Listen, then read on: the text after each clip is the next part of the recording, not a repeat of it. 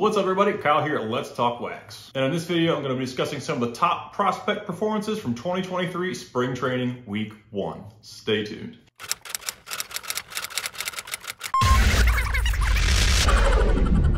Welcome to Prospect Hot Sheet, the first episode of the 2023 season. This is going to be the Spring Training edition. I'll do an episode like this every week for Spring Training.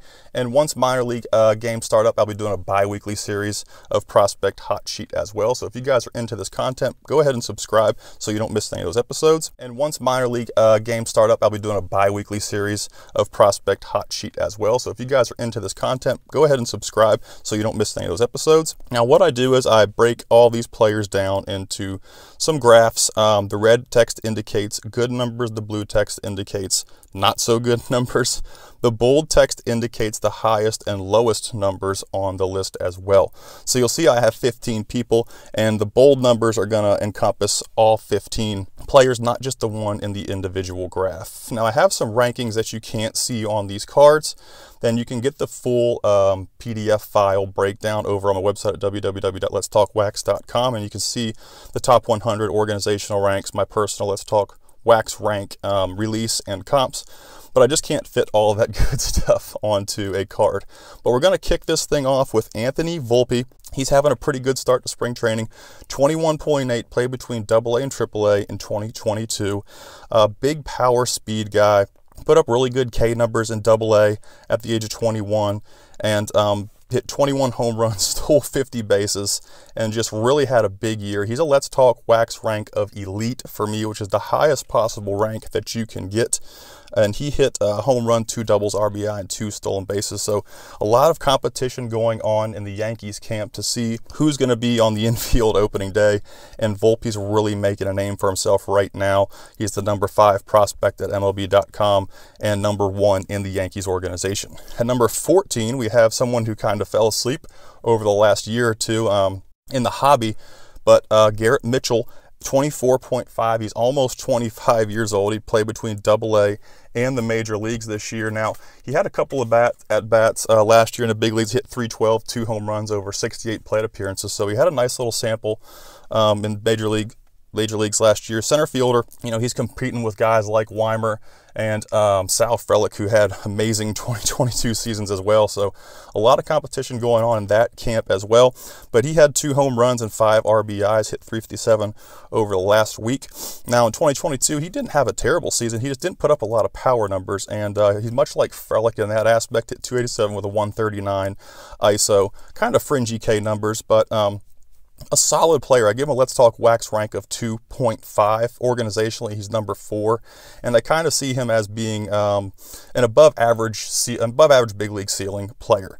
At number 13, we have a sleeper that I've kind of covered before on the channel, and he's having a pretty good start to spring training. Jonathan Ornelas with the Texas Rangers, 22.7, played in AA in 2022, the shortstop and the third baseman. Now there's a ton of competition going on in Rangers camp at the second base position. We got Justin Foscue, Luis Angel Acuna, we got Jonathan Ornelas, we got Tommy Segasi. There's just a ton of prospects loading up that infield right now in the Texas Rangers system, just to name a few.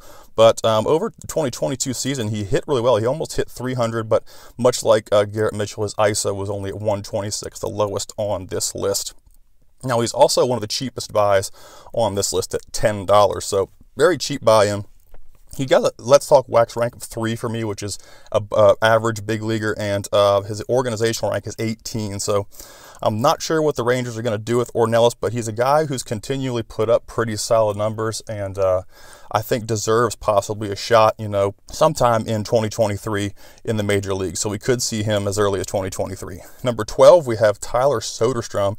Oakland A's, 21.3, played between high A and AAA this year, first base / catcher. I think the A's are probably going to try to get his bat to the big leagues a little quicker through the first base position, but that's yet to be seen. Hit 400 with a home run, a triple, 2 RBIs, or sorry, 2 doubles and an RBI. Now, over the 2022 season, he didn't hit for much average, 267, which isn't terrible for a big power guy, but he had a 234 ISO, which is really impressive. 29 home runs and tolerable K numbers for that much power. So Soderstrom, I thought, was going to be a hit power type of prospect, but he's kind of turning into more of a power guy.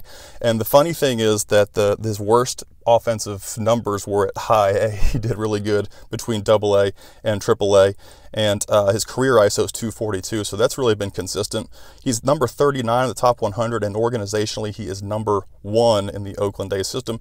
His cards come out of 2020 draft, and they're around $70 right now. I actually have 2 base autos that returned from PSA that were both 10s. They both gemmed. I was really excited about that. So at number 11, we have a player that New York Mets fans have been raving about for years, and they're probably really excited to see him kind of come out of his shell in spring training. He had a brief stint in the big leagues last year. He hit a $184 with 2 home runs over 38 at-bats, but having an incredible start to spring training. 23.3, Brett Beatty, third base. He had a home run, double, 4 RBIs with 8 for 17 with a .471 batting average over the week.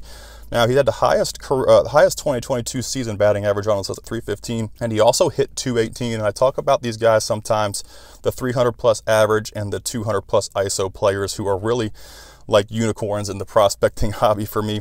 Now, Beatty's K numbers aren't that bad. He's got a 24.7 K percentage and a 2.12 K to walk ratio in AA this year, and his career average 289 and his career ISO at 204. So he's another guy that has really good career numbers that match his weight in 2022 season. So it wasn't really an anomaly for me. 21 in the top 100. Organizationally, he's number 2 behind Francisco Alvarez, of course, and his Let's Talk Wax rank of 2 out of 2019 draft, and his autos are kind of really getting expensive right now.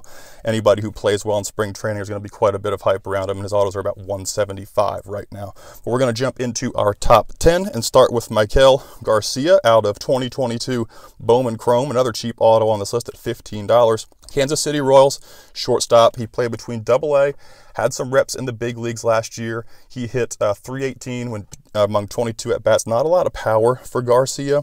His career ISO is below 100, which is the lowest on this list, but he does have the best K numbers on this list as well. So he's a guy who's going to hit for a little bit of average. He stole 39 bases between AA and the major leagues last year, so he's a hit speed guy. Not going to put out a lot of power, but I think he'll be more of an on-base percentage type player, and once he gets on the bases, he'll wreak some havoc. And number 3 in the organization, number 3, Let's Talk Wax rank, Michael Garcia, kind of a sleeper coming out of his shell in spring training. At number 9, we've got Mark Vientos, all the way back from 2017 Bowman draft. Now, Vientos is a first base, third base defensive player, played between AAA in the major leagues last year, hit 167 with a home run and 36 at-bats, but had a really strong start to spring training this year. 23.8, a little bit older than everybody else. 2 home runs, hit 300 over the last week. Average in 2022 was 280 with a 239 ISO. He hit 24 home runs. Obviously, he stole no stolen bases. Vientos isn't a guy who's going to have a lot of speed on the bases, of course, but his career numbers and his 2022 numbers are very linear, and he's been pretty linear throughout his career, at every level with the career numbers. So he ranks number 8 in the organization. I give him a 2.5 on a Let's Talk Wax rank, and like I said, he's out of 2017 draft, $40 for his autos right now, and he's kind of a power guy, more power than hit. But like I said, he did hit 280 in 2022, so that's pretty good to be able to do both of those things. At number 8, we have a really exciting player, Zach Veen, probably one of the most impact runners in the game right now, next to Esteury Ruiz. Those guys are just, they take bags when they want. They're very savvy on the bases, have extremely elite speed. And Zach Veen played in between high A and AA this year. He played a lot of games in AA. He was young, 21.2, and didn't hit for a ton of average and power, but everything looks kind of on pace for like an adjustment year for Veen in AA. He hit 245 with a 139 ISO. Pretty solid K numbers, and obviously the stolen bases there. So I'm looking for Veen, to have a really big year in 2023 after he adjusts to 2020 or AA pitching in 2022. Now he is number 2 in the Colorado Rockies organization behind Ezequiel Tovar. He's a 1.5 for me on the Let's Talk Wax rank, which is somewhere between organizational star and all-star caliber player. He's out of 2020 draft, and his autos are going for around $100 right now, and they're also very hard to find. At number 7, we have Jason Dominguez, who had pretty much a breakout year in 2022, and it looks like he's continuing to do so into 2023. The youngest player on this list, 20.1 between low A and AA center fielder, and he hit 273 last year with a 188 ISO. Now, he's already hit 2 home runs in spring training with a 417 batting average. He's got a 1.77 K to walk ratio in 2022, and he hit 16 home runs and 37 stolen bases. Now, he played between A and Double-A, and he didn't really pad a lot of his stats in A-ball. He did pretty well in high A as well. So career-wise, he's 266 with a 169 ISO and a 26.1 K percentage. And for his age, that looks like pretty solid numbers for a youngster playing in Double-A. Now, he's a number 47 ranked prospect on the top 100 and number 2 overall in the Yankees organization. A Let's Talk Wax rank of 1.5 along with Zach Veen out of 2020 Bowman. And his autos are about $350+ right now. He's not going to be cheap. At number 6, we've got another semi-sleeper, Samad Taylor, the oldest player on this list at 24.7, Kansas City Royals. Played in AAA last year, more of a utility guy. Had a home run and 6 base hits, triple, double, 5 RBIs, and 2 stolen bases. So a pretty productive week for Samad Taylor. Nothing's going to be really wow factoring in his 2022 season or his career. I see his ceiling kind of as an average to maybe above average big leaguer, but average big leaguer is probably going to be his ceiling. He's in 2020 Bowman, but he does not have an auto, only a first chrome at $2. Now, if you guys enjoy this content and you want to help support the channel, I've got a Patreon page. You can find tons of exclusive content. I've got a top 100 Bowman Chrome autos list over there, a top 100 Bowman Chrome autos under $50 list. I've got complete autograph checklist breakdowns for every release since 2019. You also get early access to all my video info and access to a Let's Talk Wax private Discord server. So if you guys want to check out some exclusive content and help support the channel, I'll put a link to my Patreon page in the description. Next, I'm going to let you guys maybe take a screenshot of all these honorable mentions. There were several players that had very productive weeks in spring training, but just not quite top 15 worthy. And like I said, there's probably about 10 or 15 guys on this honorable mentions list. I've got all the info right here. I'm not going to waste your time breaking down each one. So if you guys want to snap a screenshot of how these players played over the last week, go ahead. I'm going to jump into our top 5. Leading off our top 5 is Ronnie Mauricio, who has kind of laid dormant over the last couple of years in the hobby world. He's having a really big spring training so far. He's had 3 home runs, 5 base hits, a double, and 5 RBIs. 21.9 years old, plays in the Mets organization, played in Double-A, and he's still playing shortstop as he gets up into the upper minors. I think he played every game actually at shortstop in 2022 in Double-A. Now, Mauricio hit 259 in 2022 with a 213 ISO, 26 home runs, 20 stolen bases, so the speed-power combo is definitely there for sure. The big problem I have with Mauricio is his aggressiveness and his lack of walks. He posted a 5.2 K to walk ratio, which is the highest on this list, and it just makes me a little apprehensive of how he'll handle big league pitching over a larger sample size. You know, once pitchers get on the video and start to find some holes in Mauricio's swing, if they're going to be able to if he's going to be able to take some walks at the big league level, or he's just going to get mowed down. So something interesting to see. Maybe he can improve those numbers over the course of the 2023 season unless he breaks camp with the big league club. Now, he's a 2019 Bowman auto, and his prices have absolutely skyrocketed. Before spring training, he was selling for about $50 for his base autos, and now his base autos are up. I think the last one sold on eBay for $150. So he's absolutely scorching red hot right now. So if you'd have weak hands like me, I'd be a guy who's selling right now just because I don't have the strong hands to hold for long-term holds. At number 4, we've got Lawrence Butler. He is the guy so far in spring training for me that's kind of just come out of nowhere, come straight out of left field. No pun intended. Oakland A's, 22.7 high A, a little old for high A. He's an outfield first baseman. I did a complete breakdown of Lawrence Butler over on the channel. You can find that video over there, and I'm going to start breaking down certain prospects, you know, throughout the course of the year and just focus on one at a time. But I did a breakdown on Lawrence Butler just because he was a dark horse, and I really didn't know that much about him until spring training started either. But he was 8 for 13, hit a home run, a triple, 3 doubles, 7 RBIs, 3 stolen bases over the last week. So very productive week for Butler. Now, his career numbers aren't anything spectacular. He had a really, really good 2021 season. I mean, like, it was legit. Had stolen bases, hit for power, hit for average. Had a really good year in 2021 after the COVID shutdown, but 2022 was not a very what didn't compare to what he did in 2021, I should say. It wasn't a bad year, but he just didn't put up the same numbers. He looked like he was kind of propelling into stardom in 2021. But the thing with Butler you got to watch is the Ks. He strikes out a lot. He's still kind of a bit raw, I think, and he's yet to play in Double-A in the upper minors. So those two things are something to be aware of. Does not have an auto. He's got a first chrome in 2018 Bowman draft, and I have him as a 3.5 on Let's Talk Wax rank. At number 3, we've got the top 3 are some of the usual suspects, I guess you would say. Heston Kjerstad finally he got to play last year. He was medically cleared. He won Arizona Fall League MVP, and he's just picking up where he left off in 2022 in spring training. 24.1 play between A ball and high A. He was 7 for 11 with 2 homers over the last week. His average in 2022 was 309. The power didn't really show up, but he was probably just trying to get back into the swing of playing baseball again after his 2 years off. And I think we'll see that ISO rise a little bit in 2023. He's going to have good K numbers, 80 out of 100 on the top 100. He's his number 6th ranked prospect in the Baltimore Orioles organization, which is absolutely stacked. So being like in the top 10 in the Orioles is probably like being in the top 3 in the Oakland A's system. So it's not something to get too worried about. He's also out of 2020 draft and his auto's kind of bumped up to about $90 right now. At number 2, we have Christian Encarnacion Strand, and this is a guy that I've covered for probably about 2 years now. He had a blowout year, a really good year in 2021 after he was drafted. 2022, he just absolutely mashed. And he's yet to show any signs of slowing down as one of the best offensive bats in minor league baseball. And he's not even on MLB.com's top 100, which I think is pretty tough to not put him on that top 100, like I said, as he is one of the most productive minor league bats in baseball since he's been drafted. He doesn't have a very high defensive ceiling, but he's going to do some damage in the batter's box. In 2022, he hit 304, had the highest ISO in 2022 on this list. He also had the most home runs at 32.